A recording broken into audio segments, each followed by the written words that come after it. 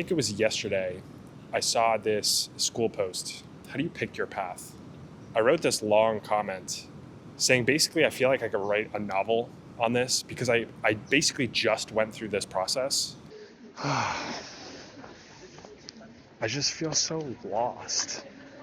I wish I had my life figured out. That's pretty much accurate. And she was like, "Oh, like, what are you like interested in or whatever?" And I'm like, I don't freaking know. In this video, I want to share a bit more specifics about my story, and I've come up with kind of a system that I think can be generalized. And so I want to share that with you and share the difficulties, the challenges, and the reframes that have helped me the most in this process, so that if you're feeling lost or you're in a kind of position of pivoting your life, that hopefully this is helpful for you. My story goes back, I majored in computer science in college, and I liked building, I liked software, I liked, problem solving, and I got a job as a software engineer. I knew that I wouldn't last. I knew that didn't want to be a software engineer forever. I always had kind of a draw towards entrepreneurship, but not like I wasn't the kid, selling lemonades, selling lemonades on the corner every weekend. I wasn't like the hustler business entrepreneur type. I resonated more with kind of the builder. I like to create things, to solve problems, to just build stuff. And so I got a job as a software engineer in San Francisco. And, I think it's very easy, especially online, to kind of paint this picture of like 9-to-5s are evil and, there's so much more freedom in entrepreneurship and being a business owner and like doing it on your own. And I really want to add nuance to social media and to the discussion online. And so basically, how I want to paint this is, yes, there were things that I didn't like. I realized I didn't like my life, basically. I didn't like living in an apartment. I didn't like having my time be tied to something outside of my control. I wanted more freedom. I wanted to be able to put energy into something and get energy back out. That was a big realization for me. I remember realizing that, if I doubled my effort and really put in, maybe for like 2-3 weeks, really put in a lot of work and a lot of effort into my job, that there would not really be any return on that effort. Maybe in like 6 months, when the biannual review and bonus period comes up, like maybe I might get like, an extra 5% in my bracket and get an extra couple $1,000s. But it's like, I felt like there was no motivation, and I lost my motivation to push harder. But the nuance here is that it wasn't all bad. For the first at least 6 months to a year, we were building a new product from the ground up. And what I liked that situation because it felt more of like the entrepreneurial, like builder type of situation. There was a lot of chaos. There were a lot of unknowns. Every day was different. Every day brought new information. And we were constantly making new decisions and pivoting and that it's like every day was new. Every day was different. And I liked that. I liked the chaos. And as we kind of scaled and got more towards the like, oh, here's our product feature roadmap. And like, once you finish this feature, then like there's certainty. It's like, what you'll be doing next, and it's just a matter of doing it. And so anyway, I think it just came sooner than I expected. I thought my rough plan was, I'll work for a handful of years, and then maybe I'll join a startup or I'll start my own thing, depending. But it kind of came pretty quickly. And so I ended up doing a lot of journaling and a lot of introspection. And in some regards, I think that can be not a weakness. It can be maybe a crutch is the right word for me. But I think it actually helped me the most. And so I'm going to try to, I feel like this video might be backloaded with value. And so I want to try to pull some of the value forward for those that are watching now.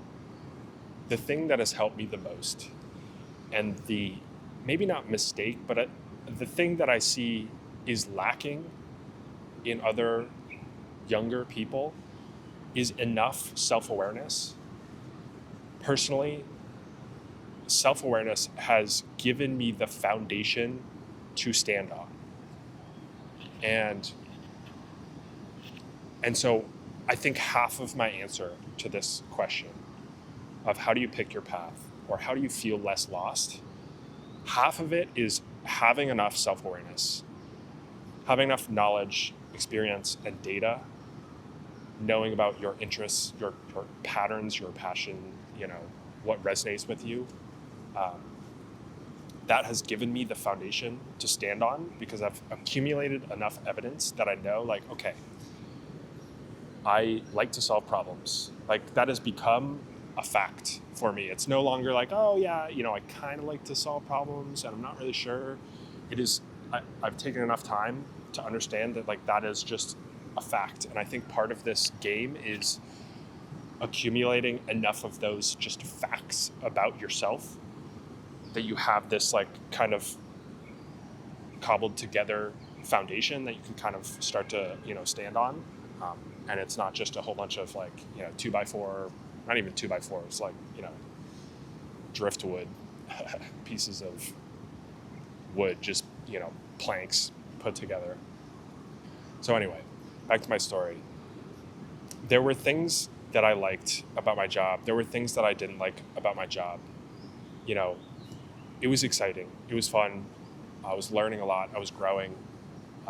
But in the end, I had enough money that, and I got to this position where I wanted to make a change, and I could make a change. And I realized I started to like exploring and traveling. I can't tell you how many weekends in San Francisco when I was living out there, I would rent a car from Avis, and not sponsored, and just drive somewhere. There was no destination. It was I'm just gonna take the weekend and just go somewhere. I went to Tahoe a bunch of times. I went to Big Sur probably 5 times. Went up north to the Redwoods. I just enjoyed exploring. And so, this coincided with also moving out of San Francisco. I moved to Denver, and eventually I got to this point where I didn't like my life in my apartment. I felt like I was being held back. I felt like I was too comfortable. I wanted more discomfort. I wanted more chaos to contend with, and thus growth to contend with. And so I ended up buying a van. There's a whole, I could talk about that specific decision for another 20 minutes, but I'm going to try to gloss over some details. So this video is not 2 hours long. I ended up buying a van and did this long Western US road trip. And I think here I want to take another pause and checkpoint in the story and say that kind of on that same point, it's very easy, especially on social media and in videos that are not 3 hours long of complete, maybe I'll make, let me know in the comments section if you want me to do a 3 hour long video on my, entire life story. I think it's very easy to gloss over details, and things always look clear in retrospect. But the reality is, like I just said, like I could talk about just making that decision for 30 minutes about all, like, it was so much journaling, so much questioning, so much research, so much chaos and unknowns that I was wrestling with during that period. And so at the same time,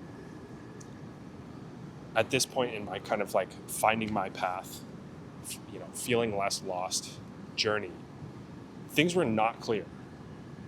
Like I have notes that are like, what am I interested in? It's like, organization and problem solving and like photography, and it was like, that was it. And it's like, it's not enough. It's not enough specificity to use. And so anyway, I just want to like give a checkpoint that like, it's very easy to, in retrospect, talk about these decisions with clarity, but whenever you're in it, things are never clear. It's like you always have imperfect information. There's always questions and unknowns to contend with, and you'll never be sure. And things will only be clear in retrospect. And so anyway, quit my job, did this Western US road trip, and did a lot of journaling. And I started to, one of the big catalysts for me was actually, during this process, started documenting my thoughts, writing, wrestling with ideas a lot more. And I didn't really have a plan. Let me actually change that. I didn't have a plan. My plan was, I'm going to figure it out. I'm going to build the plane on the way down, falling out of the sky, And that's kind of how this process has gone for me. I didn't have all the answers, but I found answers along the way. And so one of the catalysts for kind of kickstarting this was actually, I ended up working with my brother for a period. I was messing around with a Twitter API and kind of synthesizing information, synthesizing data from other creators and kind of packaging that up. Ended up putting together some free downloadable PDFs on Gumroad and sold them for like free plus donation. Ended up actually making some money from that. But that sort of kind of fizzled out. I took this long backpacking trip throughout Europe and kind of focused more on just traveling at that point in my life, and got to Southeast Asia and kind of buckled down and said like, okay, I need to like figure this out, And at this point, and so at this point, you have enough context that like we're going to start to get into the more valuable, pieces of information, hopefully. At this point, it was like, okay, I've done all of these journaling sessions, looking at what are my interests, what are my passions, like what am I interested in. I did all these activities, what YouTubers am I watching, and what do I like about them or dislike about them? Like if I were to become them, how would I be different? All of these different exercises, journaling activities, and they were all just like scattered data points. And so when I got to Southeast Asia and I decided, okay, I have to do something, I basically took a whole bunch of these, data points, interests, problem solving. I had been blogging at this point for maybe a year and a half. It's now almost up to 3 years. It's like two and a half years. I've been blogging my weeks. I was like, I'm kind of a travel blogger. I don't really consider myself a travel blogger, but I have enough context that I can like speak to a travel blogger and understand, have a conversation. And I like to solve problems. I spend a lot of time in Google Maps. And so I'm like, okay, where do I spend my time? What are my natural interests? Where do I spend my time? What kind of content am I watching? Where am I spending my attention? What kind of skills do I have? What comes natural to me? And trying to find this overlap. And so basically I ended up finding this overlap between, it's like travel bloggers and maps. And so I dove in and I was like, okay, maybe I could help travel bloggers with creating Google Maps for their blog posts. That was like the idea. I was like, I could see that being something that could work. And so I dove into researching. And so basically, if we rewind like kind of high level, it's like took a bunch of interests, took a bunch of where am I spending my time, and looked at what kind of problem could I solve for another person, and then just made a decision and went in a direction. It was like that. This is the best that I can come up with right now. I'm just going to go for it. And so I spent, I don't remember, 2 months maybe doing a whole bunch of research, diving into travel blogs, scraping people's travel blogs, looking at who has maps, who doesn't have maps. Did a whole bunch of outreach, sending emails, talked to a handful of travel bloggers, and basically at the end of this process, again, kind of summarizing it, realized that it wasn't really the right opportunity, wasn't really the right target customer to actually kind of build a sustainable business out of it for what I was looking for. But I went in a direction. I used the imperfect information that I had at that point. I went in a direction, I did something, and then I reflected and analyzed. And that foreshadowing is kind of the system that I want to share with you, is this kind of like experiment and reflect system of you need enough data, you need enough patterns, and then you need to make decisions and take action, do something, see how it goes, and then reflect on it, you know? And so that's kind of what I did with this first, or now I guess like second stint. So anyways, I think the most important thing that I got out of this travel blogging phase was not the content of the work itself, but it was rather using it as a stepping stone. At the end of this process, I was analyzing, do I stay within the travel blogging niche, like using the travel blogger as a customer and find a different problem? Do I stay within websites and analytics as a kind of as a niche, get more into like SEO, or do I just pick something entirely different? And it was at this point I was documenting my life on YouTube with daily V's, and I was running into some friction on.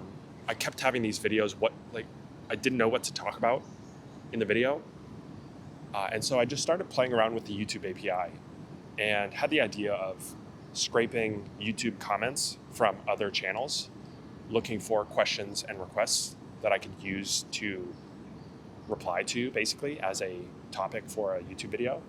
Showed that to a friend, and he saw the vision for what it could be and ended up running with that, and saw this vision of like YouTube, in-depth YouTube tool to help creators find genuine, authentic video ideas that are not just based on viral trends or whatever. And ran with that for a while. Ended up building a software around that.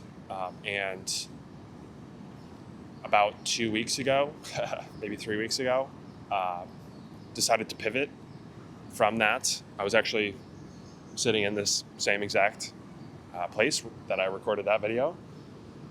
And I think what had helped me the most was I ended up doing a lot of chat GPTing, giving it a lot of my context, and asking specific targeted questions and prompts.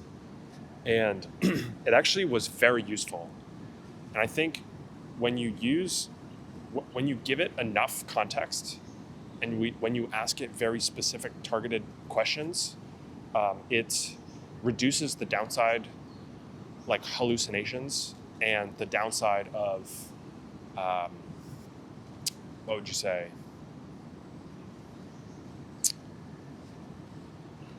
Too general of responses. And so here's what I'll do. I will put together all of the prompts that I used and all of the sections of context that I used. I'll put it together into a Google Doc. I'll make it free, and I will link it in the description below that you can use. This is for, it would be for a very specific person, someone who's looking to make a change in their life and looking for pivot opportunities. And that happened to be me a couple weeks ago, and it was incredibly useful at coming up with a new direction to choose. And so back to this system of experimenting and reflecting. I've been able to pull this thread through of kind of going in a direction, picking something, going in a direction, and then pivoting and analyzing, reflecting, seeing what worked, what didn't work, and then going from there. There are a couple things that I definitely wanted to share in this video. Things that have helped me the most in this process, or learnings that have been the strongest. And one of those is nobody's going to figure this out for you. Like, nobody's going to tell you what you're interested in. I think this was a big realization for me. And so going back to this, like, self-awareness is so huge. I see this tendency for people to kind of, shiny object syndrome, but maybe like one step removed from that. I fear that people lack enough introspection and self-awareness, and I've kind of tended towards the extreme end of that. But it is the foundation that I'm standing on right now. And there are things that with enough time, I have seen patterns in how I act, in where I spend my time, in what I'm interested in. I have lived my life long enough with those as ideas and seen them as themes in experiences that I've had, that they've become just facts of my life. Like, organization is a strength for me, and I just enjoy solving problems, and it has become a skill for me. And so part of, I think, this game is living long enough and doing enough introspection that you can pull those patterns, pull those themes, and pull those threads together. But people want the shortcuts. And so, I get it. And that's, I think, what I'm trying to do here is help you shortcut by sharing my learnings and sharing my experiences. And so anyway, one of the activities as a takeaway for this video that really helped me was I was driving from San Francisco to Denver on a long road trip, and I was listening to this podcast between Jay Shetty and Jim Quick. And Jay Shetty broke down passion and purpose in such a simple way that really resonated with me. Basically, instead of thinking about passion and purpose as a grand thing, as going from lost to found, going from nothing to passion, to break it down into smaller steps and to start with just, what are you curious about? What are things, topics, skills, ideas that you're curious about? And to pull on those threads. Some will fizzle out and some will lead to interest. And then once you have those things that you're interested in, pull on those threads. Some will fizzle out and some will lead into passions. And then once you have something or things that you're passionate about, use those to serve other people, and those become your purpose. And so rather than thinking about, purpose, passion as these grand things that that we want to attain, to start with what you're just curious about, let it lead you to interest, let interest lead you to passion, and then use passion to serve other people to find your purpose. And so I really enjoyed and resonated with that breakdown of making it more simple and easy to understand.